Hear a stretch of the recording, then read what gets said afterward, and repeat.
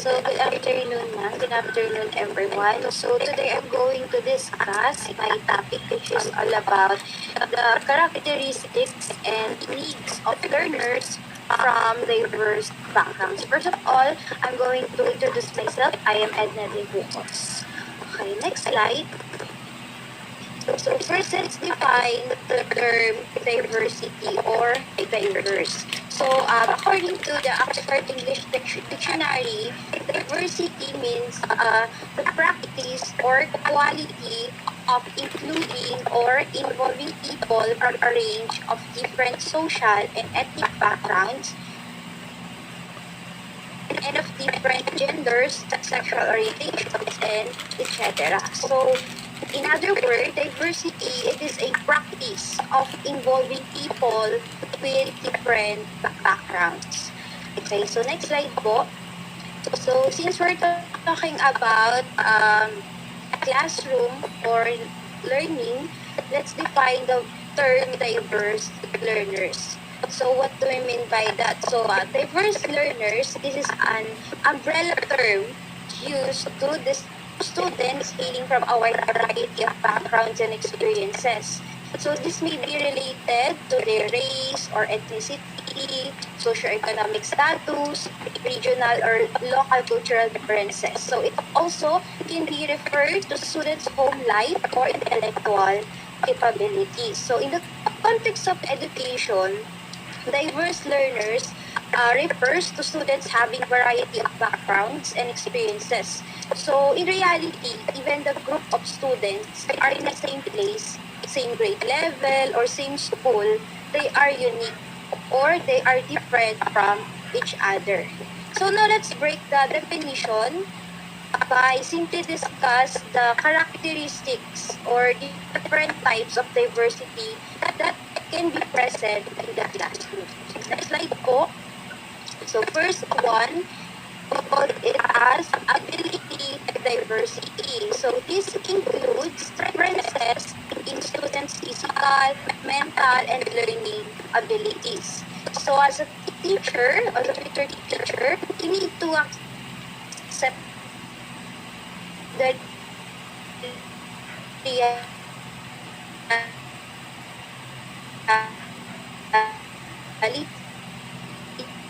that our students are not the same in attaining knowledge because they are different and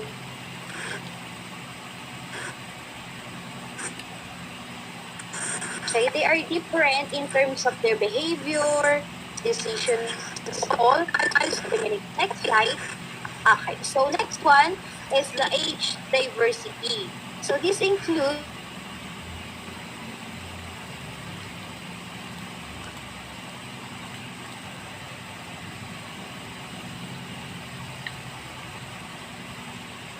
differences in using instructional materials. We must do or manipulative materials for the younger. Okay, next. Next is the gender diversity. So this includes differences in students' gender identity and expression. So as a teacher, in terms of giving an examples or giving activities, let us consider their gender that will not offend the girls and same as the boys. And also, we must promote a healthy environment in the classroom wherein your students are confident enough to express their gender identity without the feeling of being discriminated or underestimated. Okay, next. Next is the ethnic diversity. So this includes differences in race, ethnicity, national origin, and languages spoken at home. So we must know as a teacher to contextualize the lesson that everyone could relate and understand, regardless of their race, language, or either in ethnic groups they came from. Okay, so that all students that we have, we can reach them regardless of their background. Okay, next. Next one is the religious diversity. Okay, so this includes differences in belonging to and identifying with the values and or practices of a particular religion or sector. So diverse learners had different values and practices according to what religious group they are belong. But as a teacher, we must build an awareness to everyone that not everyone of their classmates can attend to a religious activity conducted by the school. And also, we must promote the awareness in the classroom. Because awareness in the classroom is important. So they would know how to respect each other, others' belief, and others' practices. And it's important also that our students are aware that their practices are different with others. Okay, next diversity is the socio-economic. So this is the difference in terms of income, educational levels, occupation, housing security, and stability. So diverse learners are not only different in terms of backgrounds, but also in stability. So bear in our minds as a teacher that not all students can afford to buy expensive projects, and also not everyone can provide for their educational needs, most especially in public schools, and particularly when we are in a remote areas. Okay, next diversity is we call the experiential. So this includes differences in students' life experiences such as the immigration, military service, adoption, or even the foster care. So this aspect honestly is very confidential for the students.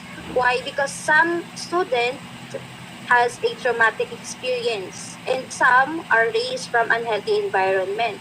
So our role is to make the classroom environment a safe space by being sensitive not to affect the issues of the learners that may affect their mental or emotional health. So as a teacher, we must promote also a safe space in our classroom.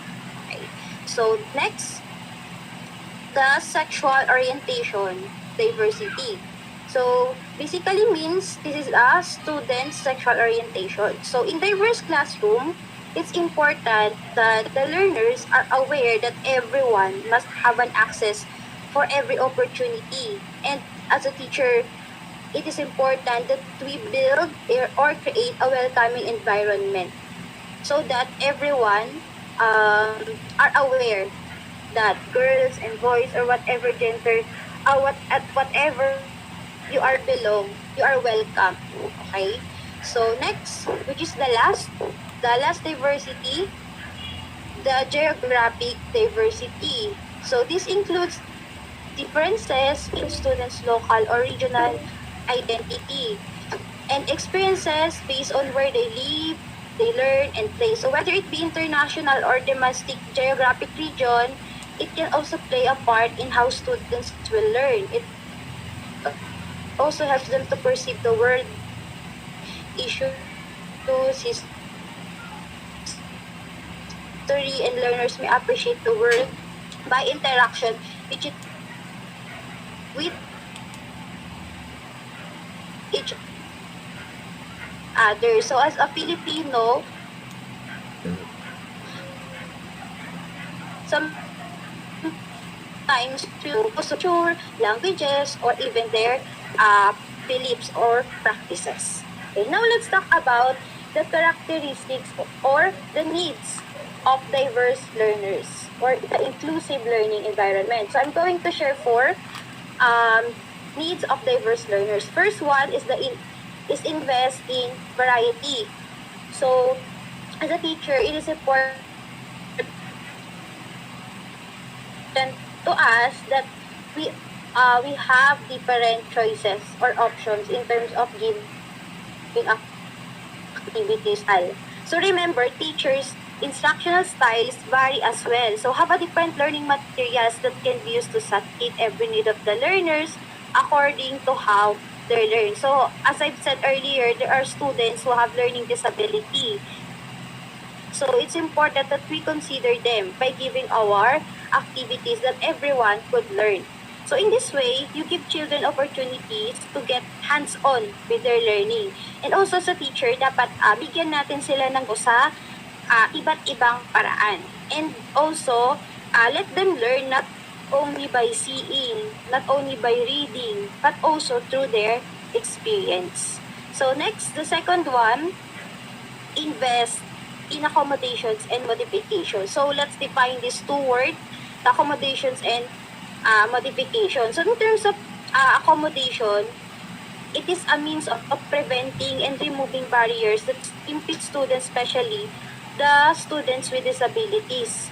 So it's important for us as a teacher na our students has an access for us. Let's say they need to ask something, they need help from us. So we are available, no, to give the children's need. And also some of examples that I'm going to share in terms of accommodation in the classroom are, we can also take the test in a quiet room for the students, so they will take the exam quietly and they can focus on it. And also we can see it where they learn best. Or best example of this, during test, the teacher must sit near the students with learning disability. So as I've said earlier, so that we can our students with disabilities or learning disabilities, or some students struggling in terms of taking the exam, we as a teacher, we are available, and we can share, okay, not to share the answer itself, but also we can guide them, okay, or we as a teacher, our role is scaffolding the students learn so that they can attain the knowledge that they need. And the third one,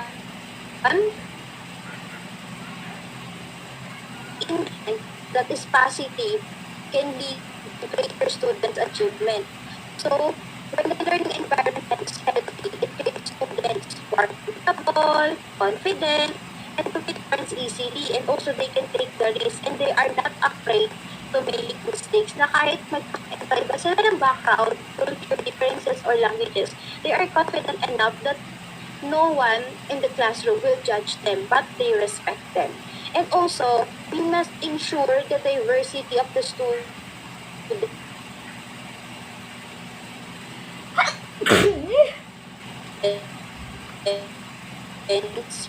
in terms of our learning materials, discriminatory.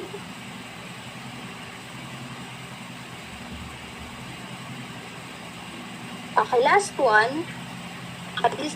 Okay, so the term rigor means this is learning defined as result of challenging the students to think in new and interesting way. So meaning to say, yung rigor, parang binibigyan natin sila ng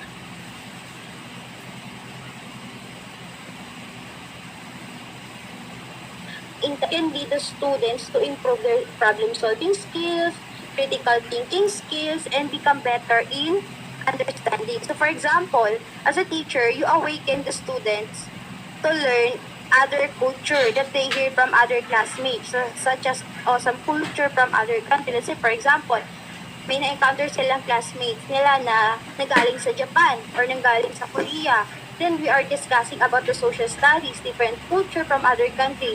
So by that, na-awaken yung kanilang interest and curiosity na, ay, gusto kong aralin din to, gusto kong matutunan yung culture nila. So by that, as a teacher, hindi natin pinukulong yung students sa isang perspective lang. Na dapat, we must be aware that every person be around, we have differences and uniqueness. Okay? So as I end with my topic, I'm going to leave this thought, no? Next slide po.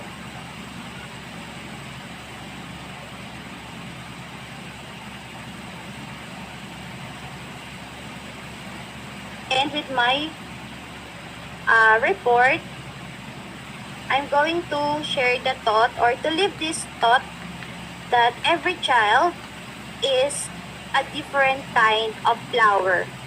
Altogether, they make this world a beautiful garden. So, diverse classroom is not a boring classroom. Actually, we can learn from them, from our students, they are not only learning from us, but we also learn from each other, and they also contribute to us and even in the community. So that's it for my report. Thank you po for listening.